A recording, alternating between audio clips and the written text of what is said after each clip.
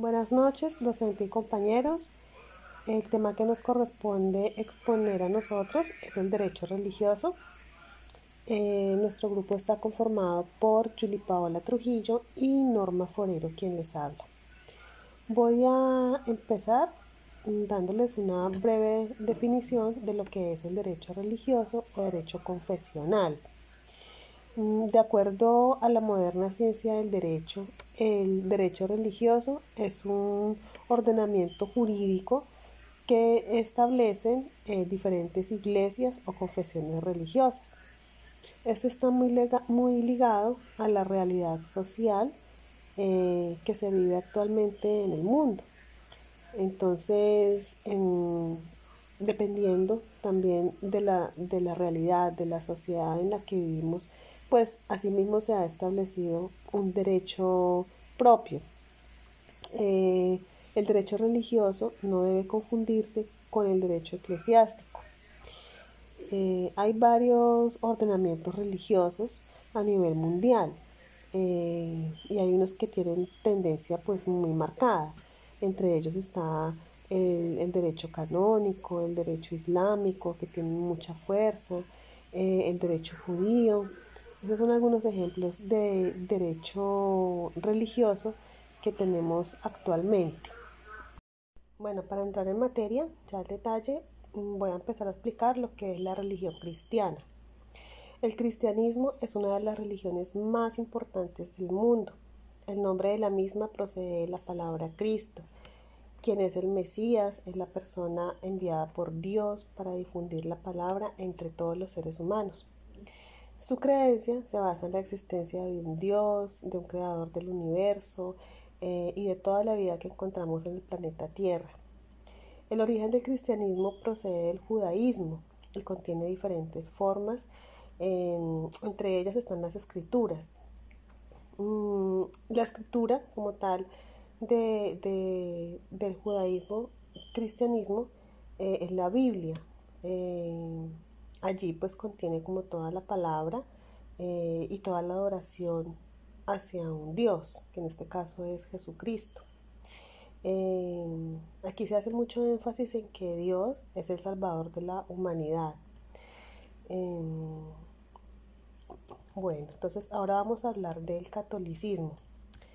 La Iglesia Católica Apostólica Romana fue la que creó el catolicismo. Es una de las vertientes de la religión cristiana y su centro principal se halla en el Vaticano. La autoridad máxima es el Papa de Roma y pues además de adorar la figura de Dios, también le rinde culto a la Virgen María y a otros santos. Bueno, para continuar, seguimos con el Islam o la religión musulmana. El judaísmo también dio fruto al nacimiento de otra religión que fue la religión musulmana o islamista.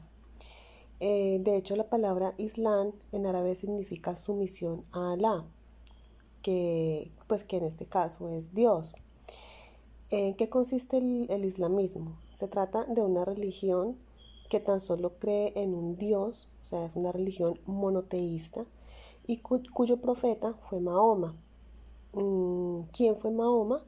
Él nació en la Meca en el año 570. Todo aquel que acepta la fe que predica el Islam recibe el nombre de musulmán y como tal tiene su libro sagrado que es el Corán, así como la religión cristiana tiene su libro sagrado que es la Biblia. En este caso, la religión musulmana tiene su libro sagrado que es el Corán. En estas escrituras encontramos las enseñanzas que predicó Mahoma para poder difundir la palabra de Dios entre la humanidad. Esta religión también cuenta con templos o con centros de culto que se llaman mezquitas y donde pues acuden las personas o los creyentes para rezar y para venerar el culto divino. Bueno, vamos a continuar con la siguiente religión, que es la religión budista. Esta religión es otra de las principales religiones del mundo y a diferencia de las anteriores no es teísta, o sea, no creen en la existencia de un Dios, sino que centra todas sus enseñanzas en difundir por Siddhartha Gautama en el siglo V a.C. y que versan sobre aspectos humanitarios de bondad, amor y todos los seres vivientes de la tierra. Su punto de partida fue en la India y actualmente es una de las religiones más veneradas en muchos países asiáticos. En los últimos años sus enseñanzas se han extendido por todo el mundo oriental y en la actualidad su ideología toma parte del continente europeo y del continente americano. Bueno, ahora vamos a continuar hablando acerca de la ley de las 12 tablas. ¿A qué se le conoce como ley de las 12 tablas? Esto fue un texto legal que contenía normas para regular la convivencia del pueblo romano. También recibió el nombre de ley decemviral porque su contenido se dice que pertenece más al derecho privado que al derecho público. La ley de las 12 tablas fue el primer código de la antigüedad que contuvo reglamentación sobre censura.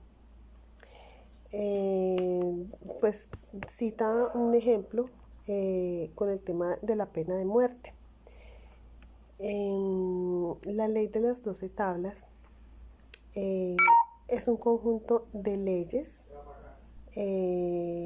y las 12 tablas presentan unos rasgos muy definitorios de la sociedad romana de esa época. La estratificación social manifiesta diferencia de estamentos entre los patricios y los plebeyos. Bueno, ya para finalizar, les quiero comentar acerca de algunas prohibiciones que tiene el Estado Islámico.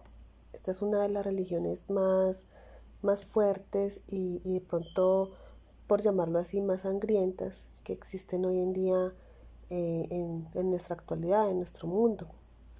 Eh, Ellos, pues además de intimidar con violencia, eh, también llevan en su vida cotidiana algunas prohibiciones con las que pues deben cumplir sí o sí porque pues eso les puede acarrear castigos e incluso hasta la muerte. Entonces, dentro de las prohibiciones actuales y más como, por decirlo así, arraigadas que tienen en estos momentos el Islam, es por ejemplo la prohibición de llevar pantalones ajustados. Las mujeres lo tienen totalmente prohibido y los hombres, si llegan a detectar que un hombre tiene algún pantalón ajustado, será preso durante 10 días y luego de su liberación va a ser sometido en lugares públicos pues al escarnio de toda la gente, ¿sí? A que toda la gente lo critique o lo censure, al escarnio público. Entonces es un castigo bastante fuerte, pues simplemente por usar una prenda de vestir, ¿no?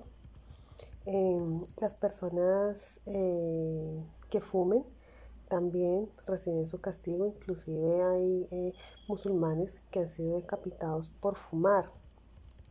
Eh, es un hábito que está siendo muy perseguido, incluso se han quemado los cargamentos de cigarrillos porque pues la percepción que tienen es que cuando la persona fuma entra en un estado de trance que hace que se desobedezca a Dios. Entonces, por eso está terminantemente prohibido. Tampoco puede haber muñecos de nieve y las mujeres no pueden usar tacones, dado que los tacones son símbolo de actitudes pecaminosas. Eh, mm, el ruido que producen también los tacones está prohibido. Eh, En las mujeres es donde recae prácticamente más del 75% de las prohibiciones. Entonces claramente se ve que también es un país muy machista. Derecho religioso. El derecho religioso es aquel ordenamiento jurídico que para sí misma establecen las diferentes iglesias o confesiones religiosas. Sistemas religiosos. Los sistemas religiosos son todos aquellos que tienen como fuente principal un libro que fue revelado por Dios o por un ser divino. Funciones religiosas. Entonces se dice que es cualquier religión que pretende ser útil inicialmente a un individuo y después a una sociedad debe de cumplir siempre 3 funciones. La primera es la función cultural. En esta se dice que no se deben ni transformar las costumbres que ya se tienen como tal los pueblos. En cuanto a la función social, se dice que esta debe ser relacionada íntima, esta relación debe ser íntima con Dios y se traduce en armonía, responsabilidad y trascendencia. En cuanto a la función psicológica, se dice que es cuando los diversos componentes del ser humano deben estar en armonía. Lo que esto es decir, una persona debe manejar, cuando maneja su tensión, cuando maneja sus angustias, cuando no tiene fijaciones psicópatas, esta persona, es decir, ya esta persona tiene madurez personal y por consiguiente tiene su función psicológica bien. Teoría de las 2 espadas. Bueno, esta teoría nace en el siglo V y fue escrita por el Papa Gelasio I, donde decía que una mano no podía sostener las 2 espadas. Esta teoría establece un poder territorial y otro divino, los cuales deben de ser independientes y a pesar de su independencia tiene que surgir la armonía.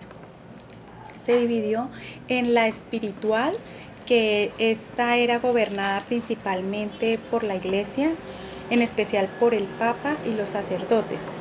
Se consideraba la primera espada, estaba por encima de la segunda espada, que es la temporal, gracias a su poder divino o su influencia con Dios a nivel ideológico. La segunda es la temporal. Esta era dominada por los reyes y los emperadores, principalmente por los monarcas, el rey o el emperador, ya que en estas personas se centraba el poder para controlar los pueblos. Esto era considerado como tal la espada temporal, los cuales no tenían la misma influencia de la Iglesia, pero sí el mismo respeto y poder. Recordemos que anteriormente todo se regía por la Iglesia, por consiguiente consideraban que o tenían miedo a Dios y por eso consideraban que era la más importante y la más influyente era la espiritual.